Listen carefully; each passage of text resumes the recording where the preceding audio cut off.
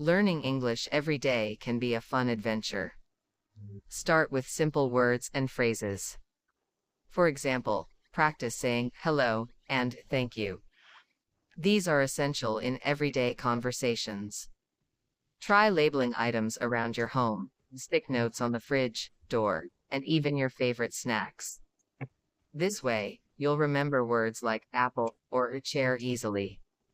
Set a daily goal, like learning 5 new words. Use them in sentences. For instance, I like apples, or this is my chair. Listening is just as important. Watch short videos or listen to songs in English. Sing along to improve your pronunciation. Don't be afraid to make mistakes, they're part of learning.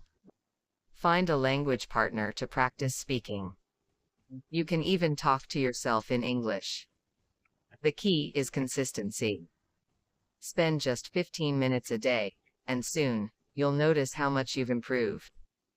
Remember, every small step counts.